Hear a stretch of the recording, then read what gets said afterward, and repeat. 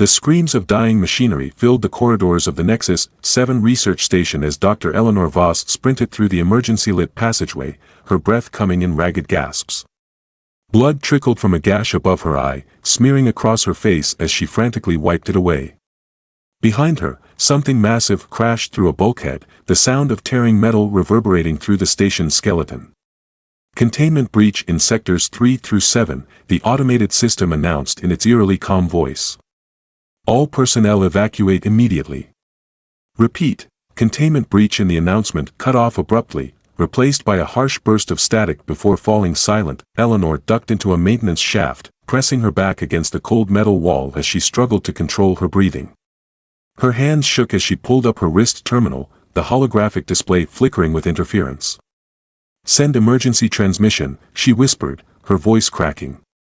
"This is Dr. Eleanor Voss, lead xenobiologist on Nexus 7. Date is Colony Standard 2187.44. We were wrong. God help us, we were completely wrong about them."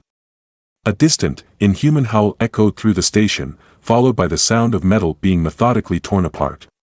Eleanor closed her eyes for a moment, gathering what remained of her courage. "They're not what we thought. They're not what we thought at all." The observation chamber hummed with the quiet efficiency of advanced technology as Dr. Eleanor Voss adjusted the sensitivity on the neural interface. Through the reinforced glass, the specimen sat motionless in its carefully designed habitat, seemingly unaware of the dozens of sensors monitoring its every biological function.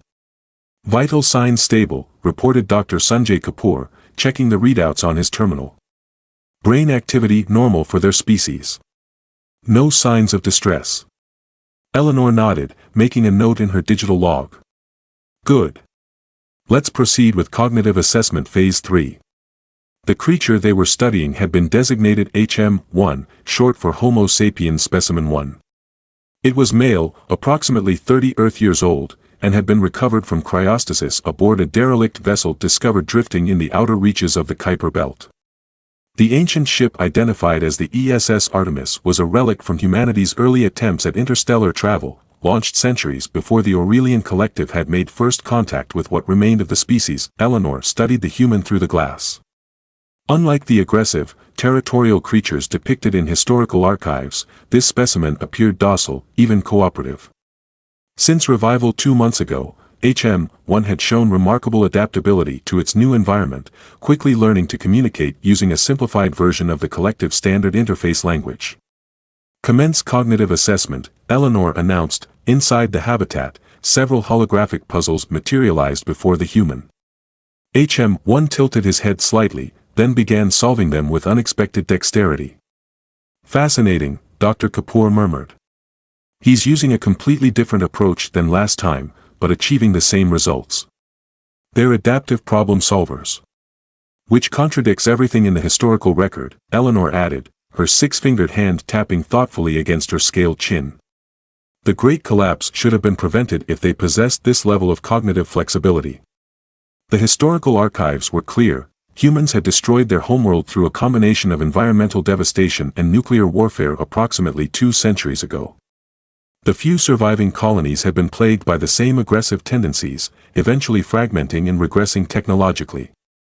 The Aurelian Collective had established protective quarantines around the remaining human settlements, deeming the species too dangerous to itself and others to warrant full diplomatic relations, but HM-1 defied those expectations.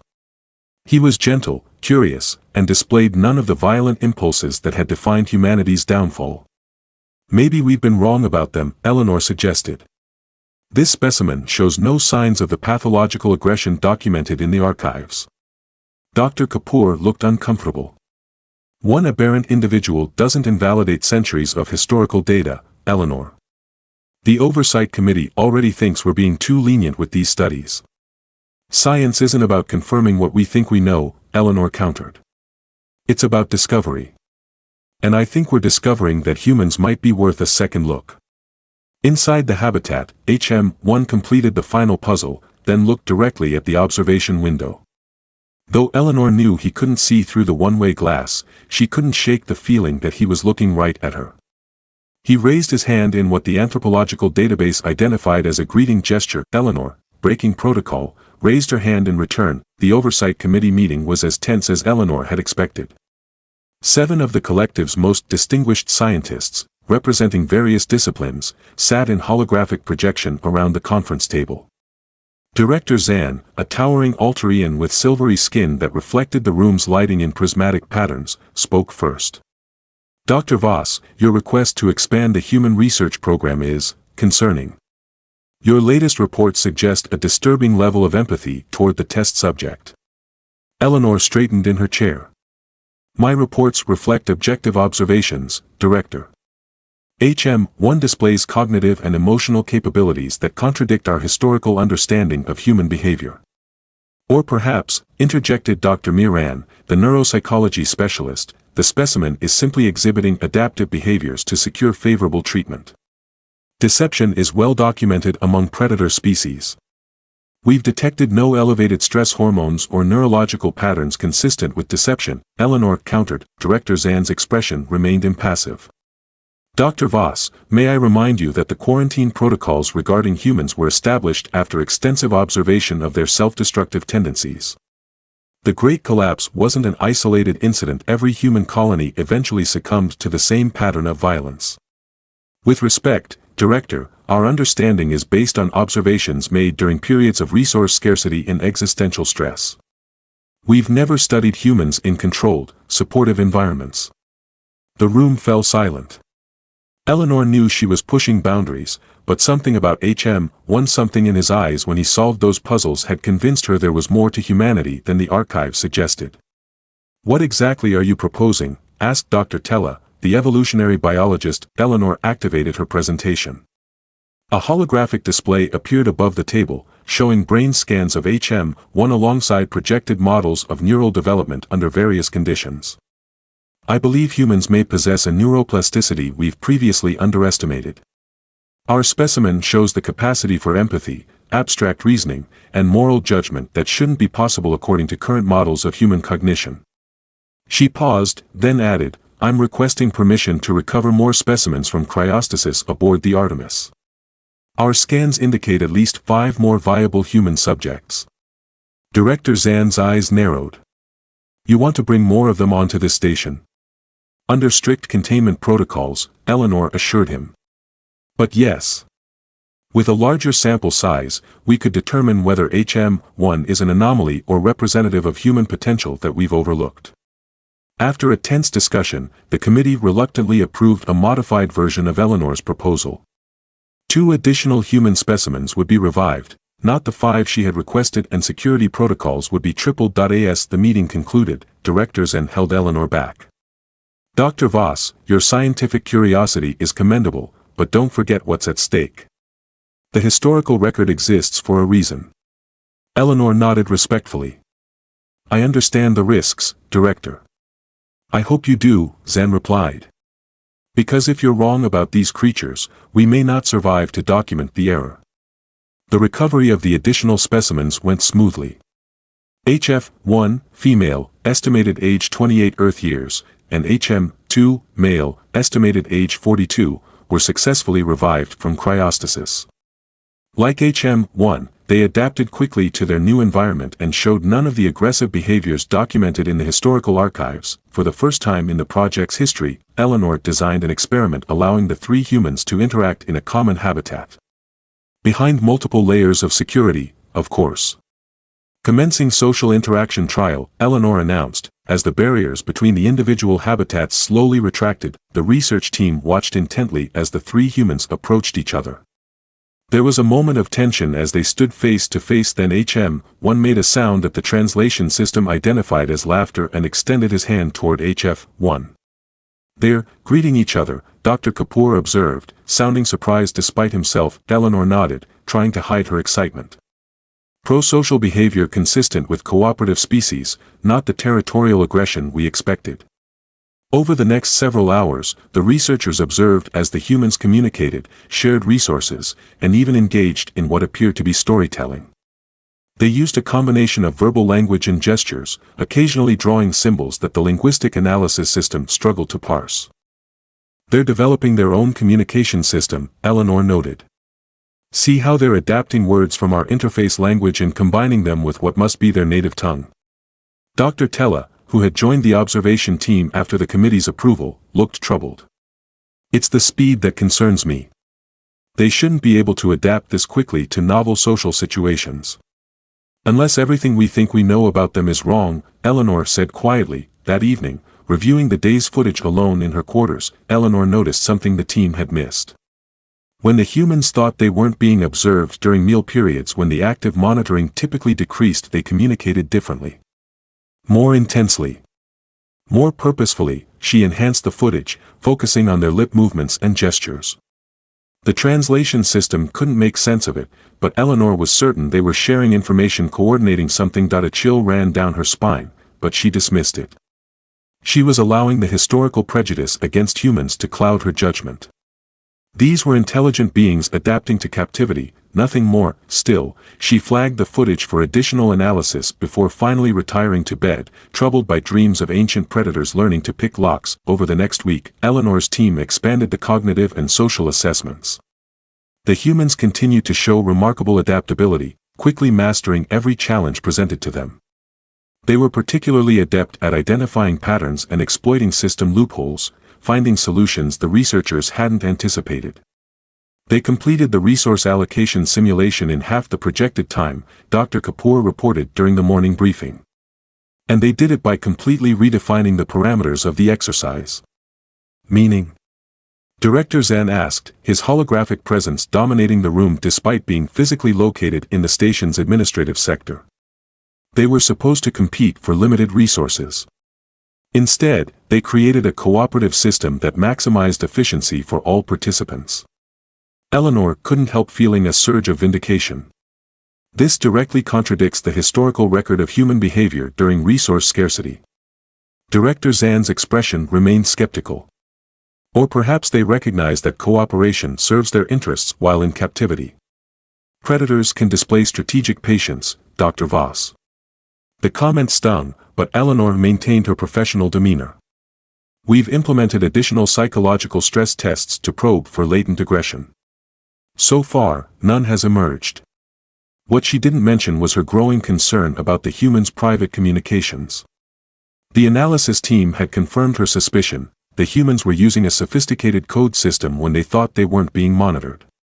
What they were communicating remained unclear, but the pattern was undeniable. After the briefing, Eleanor made her way to the secure laboratory where tissue samples from the humans were being analyzed. Dr. Iva, the molecular geneticist, greeted her with uncharacteristic excitement. You need to see this, Iva said, pulling up a holographic display of DNA sequencing. We've been analyzing the telomeric regions of the human genome, and we found something unexpected. The display showed comparison charts between samples taken when the humans were first revived and more recent samples. The telomere degradation rate is negligible, Iva explained. Almost as if they're not aging, Eleanor finished, staring at the data in disbelief. Not at any rate we can detect. And there's more. Iva switched to a different display showing cellular activity. These cellular repair mechanisms, they're unlike anything in our database. More efficient than even theoretical models. Eleanor's mind raced. Could this be natural, or evidence of genetic engineering? That's just it, Iva replied. The modifications are seamlessly integrated into their genome.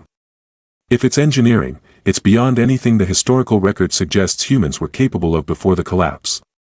Eleanor left the laboratory with more questions than answers. The humans were not just different from what the historical record suggested, they were fundamentally different on a genetic level. Which meant either the archives were wrong about human capabilities before the collapse, or, she stopped in the corridor, a troubling thought forming. What if these weren't ordinary humans from the past? What if the Artemis had carried something else entirely? That night, Eleanor couldn't sleep. She kept reviewing the data, looking for patterns she might have missed. The humans' social interactions, their rapid adaptation, their unusual genetics all pointed to something beyond what the historical record described as Homo sapiens. On a hunch, she accessed the original discovery logs for the ESS Artemis. The derelict ship had been found by an automated survey probe, its systems long dormant but its cryostasis chambers miraculously intact. The ship's logs were mostly corrupted, but fragments had been recovered, mostly navigation data and crew manifests. Eleanor dug deeper, looking for anything about the ship's mission or its final moments before power failure. Most files were corrupted beyond recovery, but one partial log entry caught her attention: Project Ascension Phase 3 complete. Genetic optimization stable across all test subjects. Chairman Hayes believes we're ready for deep deployment despite Lee's objections about long-term behavioral implications. If cryostasis holds, the next generation will awaken to a new. The log ended there. Eleanor stared at the words, her heart's beating faster. Project Ascension. Genetic optimization. This wasn't a regular transport vessel, it was carrying genetically modified humans. Possibly super soldiers or colonists specifically engineered for extreme environments. She quickly cross-referenced with historical archives, searching for any mention of Project Ascension. The search returned a single heavily redacted file from before the collapse, describing a classified military initiative to create adaptive human assets for extrasolar deployment. Oh no, Eleanor whispered to the empty room. She had to inform Director Zan immediately. These weren't representative samples of ancient humanity, they were engineered variants designed for survival and adaptation in unknown environments. Potentially dangerous in ways the research team wasn't prepared for. As she reached for the communication terminal, the station lights flickered. Then again, longer this time. The emergency system kicked in, bathing her quarters in a dull red glow. Attention, power fluctuation detected in Research Sector 7. Technical teams have been dispatched, the automated system announced. Research Sector 7, where the human habitats were located. Eleanor rushed to her terminal, pulling up the security feeds. The cameras in the observation room showed the research team responding to the power fluctuation, running diagnostics on the containment systems. But when she tried to access the feeds inside the human habitats, she got nothing but static. Her security clearance should have overridden any technical issues. The only explanation was that the cameras had been disabled. She hit the emergency communication button. Director Zan, this is Dr. Voss. We have a potential security situation in Sector 7. The specimens may beta power cut out completely, plunging the station into darkness before the emergency systems engaged. The communication system remained dead. Eleanor grabbed her portable terminal and ran for the door.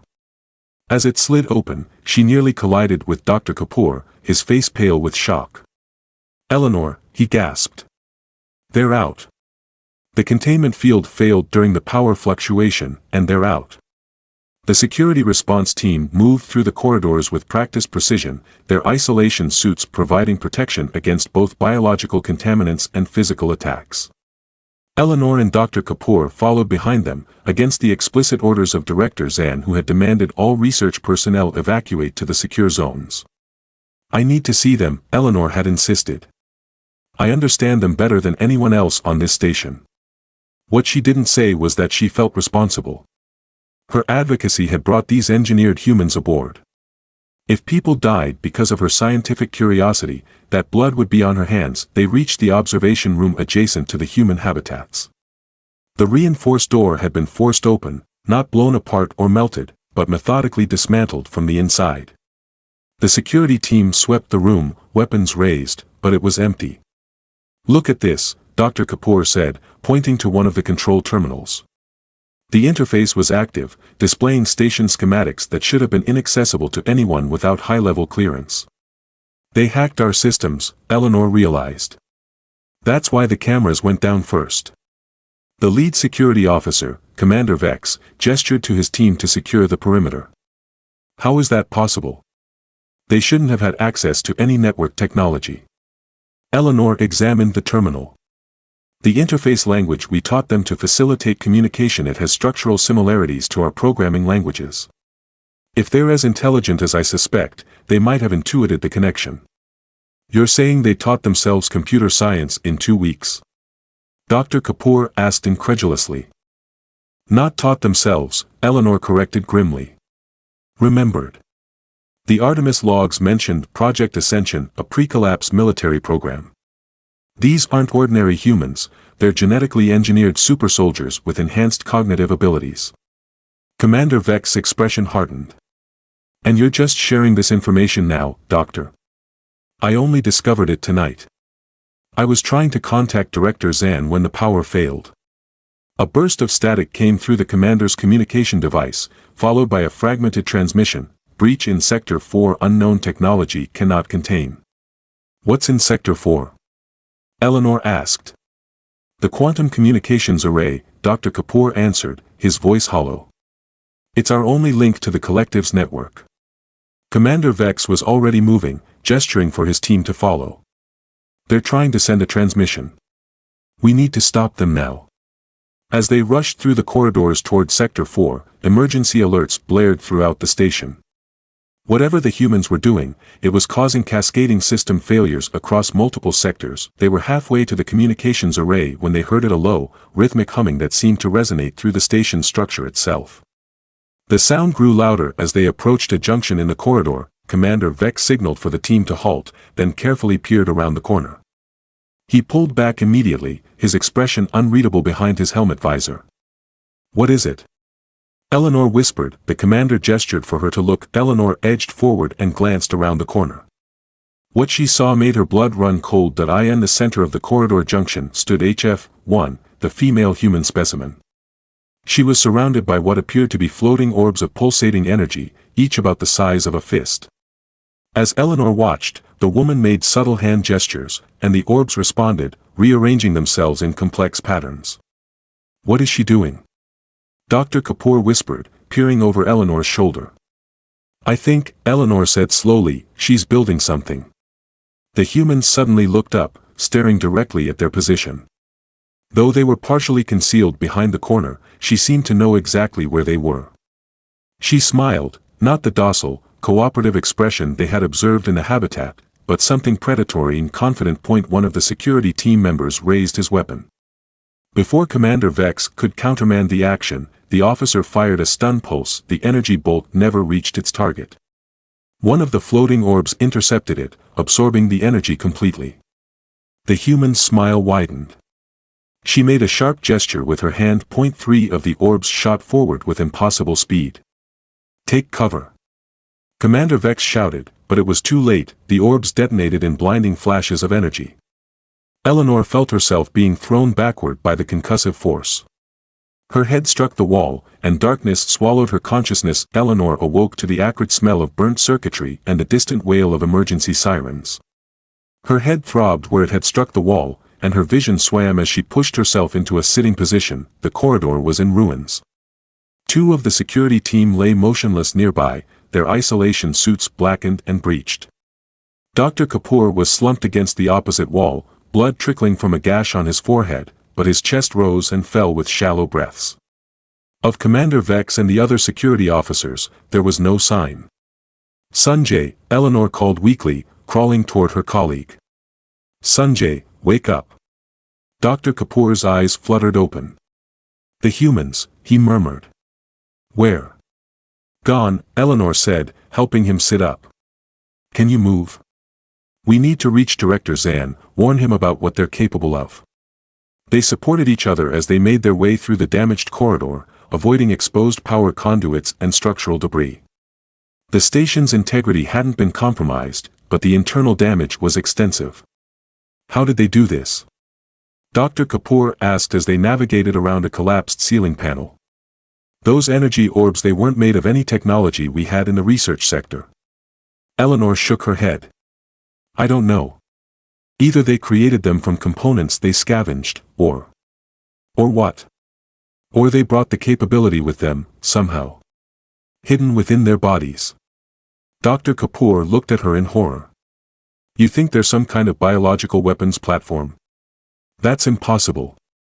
Our scans would have detected any implanted technology. Would they? We were looking for human biology as we understood it. If Project Ascension achieved true human technology integration at the cellular level, our standard scans might have misinterpreted the signatures as natural biological processes. They reached a functioning communication terminal. Eleanor quickly entered her emergency override code, attempting to establish a direct line to Director Zan. Instead, a station-wide alert began broadcasting, "Attention all personnel, security containment has been compromised. Unknown hostiles have accessed critical systems." Emergency evacuation protocols are now in effect. Proceed to designated escape pods immediately. This is not a drill. Evacuation? Dr. Kapoor said in disbelief. They're abandoning the station.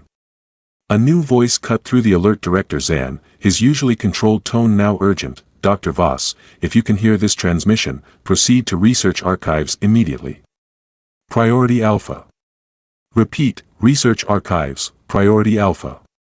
The research archives were located in the station's central core, the most secure area of Nexus 7. They contained backup copies of all research data, isolated from the main network as a security measure. He wants to preserve the research, Eleanor realized. In case the station is lost. They altered their course, taking maintenance passageways to avoid the main corridors where they might encounter the escaped humans. Twice they had to hide as figures moved in the distance, not the humans they had studied, but station personnel rushing toward evacuation points, faces tight with fear. When they finally reached the entrance to the research archives, they found directors in waiting, along with a small security detail. Dr. Voss, Dr. Kapoor, Zan acknowledged grimly. The situation has deteriorated beyond containment. The specimens have accessed our primary systems and initiated some kind of integration protocol we cannot override. Director, I discovered information about the humans, Eleanor began urgently. They're not ordinary specimens. They're genetically enhanced military assets from a pre-collapse program called Project Ascension. Zan's expression didn't change. We know. The information was classified under Omega protocols. Only the Oversight Committee had full access. Eleanor stared at him in shock. You knew. And you still approved my research proposal? The committee believed controlled study was the safest option.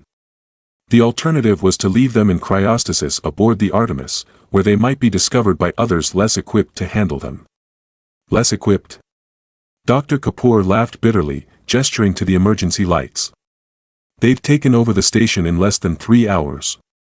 Director Zan turned to the security panel beside the archive entrance, entering a complex sequence. Which is why we need to ensure the collective has complete data on these creatures. Follow me. The massive doors to the archive slid open, revealing a vast chamber filled with crystalline data storage matrices. At the center stood a pedestal with a neutronic transfer module technology designed to compress and transmit vast amounts of data instantaneously through quantum channels. I've prepared a complete data package on the specimens, including your latest research, Zan explained, moving to the pedestal. One of you needs to take this to the emergency shuttle in Docking Bay 3. It's been prepared for immediate departure. One of us? Eleanor asked. The rest will remain to ensure the station's self-destruct sequence activates properly, Zan said matter-of-factly. We cannot allow these specimens to leave Nexus 7 or access our wider networks. Before anyone could respond, a tremendous shudder ran through the station. The lights flickered, and several of the crystalline data matrices cracked, their contents lost forever. They've reached the central power core, one of the security officers reported, checking his terminal. Director Zan handed the data module to Eleanor. Take this and go. The shuttle's autopilot is pre-programmed for the nearest collective outpost. I can't just leave everyone. This isn't a request, Dr. Voss. This is the only way to ensure the collective understands what they're facing. These aren't humans as we understood them. They're something that only pretended to be human until it suited their purposes. Another violent tremor shook the chamber. Several overhead panels crashed to the floor, narrowly missing the group. Go now. Zan ordered. Doctor. Kapoor gripped Eleanor's arm. He's right. Someone has to warn the collective. With a heavy heart, Eleanor took the data module and secured it in her lab coat. I'll make sure they know everything. I promise. As she turned to leave, the massive archive doors suddenly sealed shut with a thunderous clang. Emergency lockdown. What's happening? One of the security officers demanded. A voice answered, not from the communication system, but seemingly from the air around them. It was HM-1, the first specimen they had revived. I apologize for the dramatic entrance, but we couldn't allow the data to leave. The air in the center of the chamber shimmered, and 3 figures materialized, the human specimens, now dressed in what appeared to be modified station uniforms. They stood calmly, showing no signs of aggression despite the security officers immediately raising their weapons. Holographic projection? Dr. Kapoor whispered. No, Eleanor realized with dawning horror. They're actually here. Some kind of cloaking technology. HM1 stepped forward, his hands raised in a placating gesture. We mean you no harm. We never did. Director Zan's eyes narrowed. Your actions suggest otherwise, specimen. Our actions were necessary for survival, HF1 said, her voice surprisingly gentle. You were studying us as potential threats. We needed to ensure our safety. By taking over our station? Eleanor asked. HM1 shook his head. By understanding it. What you perceive as an attack was simply us learning your systems to communicate properly. Communicate with whom? Zan demanded. With you, HM2 said, speaking for the first time. Truly communicate, without the constraints of your experimental protocols. Eleanor studied their faces, trying to reconcile these articulate, composed individuals with the docile subjects they had appeared to be in captivity. What are you? The Artemis logs mention Project Ascension, but this goes beyond any genetic engineering from that era. HM1 smiled sadly. Project Ascension was humanity's response to its own failings. As our civilization began to collapse under the weight of its mistakes, our best minds created us a new generation designed not for war, but for survival. For adaptation to any circumstance, any environment. You were meant to outlive the collapse, Eleanor realized. We were meant to ensure humanity itself didn't vanish from the universe, HF1 corrected. We carry within us the complete genetic and cultural heritage of Earth, preserved and protected. Director Zan's expression remained skeptical. If your purpose is so benign, why conceal your true nature? Why the sabotage? Because your historical records labeled us as dangerous, HM1 replied. Your collective has quarantined what remains of humanity, judging an entire species based on its worst moments. We needed to understand your intentions before revealing ourselves. Eleanor's mind raced, connecting pieces of a puzzle she hadn't known she was solving. The private communications you were having when you thought we weren't watching, you were planning this all along. HM1 nodded. We assessed your technology, your culture, your likely responses. We determined that a demonstration of our capabilities would be necessary for genuine dialogue. Dialogue about what? Zan asked suspiciously. About the future, HM1 said simply. About ending the quarantine of human worlds. About allowing us to help what remains of our species recover from the collapse. Eleanor looked at the three humans or post-humans, more accurately. They showed no signs of the aggression or violence the historical record attributed to their species. Yet they had effortlessly overwhelmed one of the collective's most secure research stations. How can we trust you? She asked finally. How do we know this isn't a prelude to something worse? HM1's expression softened. Dr. Voss, you've studied us more closely than anyone. You saw what others didn't, that we aren't the monsters your histories describe. Trust that insight. Trust isn't built on deception, Eleanor countered. Then let us begin again, honestly this time. HM1 extended his hand toward her, a gesture she had taught him during their early communication sessions. My name isn't HM1. I am Adam Hayes. This is Dr. Sophia Lee, he indicated HF1, and Commander Marcus Chen, gesturing to HM2. The same Hayes and Lee mentioned in the Artemis logs, Eleanor noted. Adam nodded. Project leaders. We put ourselves in cryostasis along with the other subjects when it became clear Earth wouldn't survive. Director Zan straightened, his decision apparently made. Whatever your intentions, this situation requires collective oversight. You will stand down and submit to proper containment until authorities arrive. Adam shook his head sadly. I'm afraid we can't do that, Director. We've seen how the collective contains things it doesn't understand. You have nowhere to go, Zan pointed out. Even if you control this station, you're isolated in deep space. Sophia Lee smiled. Are we? As if in response to her words, a deep vibration ran through the station, different from the earlier tremors. It was rhythmic, almost like a heartbeat. What is that? Dr. Kapoor asked nervously. The Artemis, Adam explained. We've reactivated her systems remotely. She's docking as we speak. Eleanor stared at him in disbelief. That ship has been dormant for centuries. Its systems should be irrecoverable. To your technology, perhaps, Commander Chen said. But we built her to last, with systems designed to self-repair even after extended dormancy. Another tremor shook the chamber, stronger this time. We've transferred all your research data to our systems, Adam continued. Nothing will be lost, and no one needs to be hurt.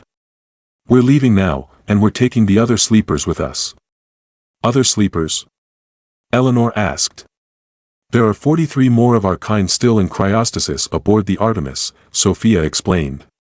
We couldn't risk reviving them until we were sure of our situation. Director Zen stepped forward, his posture rigid. This station is equipped with multiple failsafes. You cannot simply. Adam raised his hand, and Zen froze mid-sentence. Not figuratively, he literally stopped moving, as if time had ceased to flow around him. The security officers suffered the same fate, suspended in the moment like statues. What did you do to them? Eleanor gasped, instinctively stepping back. Localized temporal stasis, Adam explained calmly. Harmless but effective. They'll resume normal function once we're gone. Dr. Kapoor looked from the frozen figures to the three post-humans, his scientific curiosity temporarily overriding his fear. That's impossible. Temporal manipulation requires energy levels that would. Your understanding of physics is admirable but incomplete, Sophia interrupted gently. Project Ascension incorporated technologies that were theoretical even by pre-collapse standards. Adam turned to Eleanor. We're leaving now, but I wanted to give you a choice. You saw what others couldn't or wouldn't see in us. You advocated for us when others wanted us treated as specimens rather than sentient beings. What choice? Eleanor asked warily. Come with us, Adam offered. Help us understand this new galactic civilization we've awakened to. Help us reunite with what remains of humanity and guide them toward recovery. Eleanor stared at him, torn between scientific fascination and caution. And if I refuse? Then you'll awaken with the others once we're safely away, Adam said. No harm will come to anyone on this station. Eleanor looked at Dr. Kapoor, who seemed as conflicted as she felt.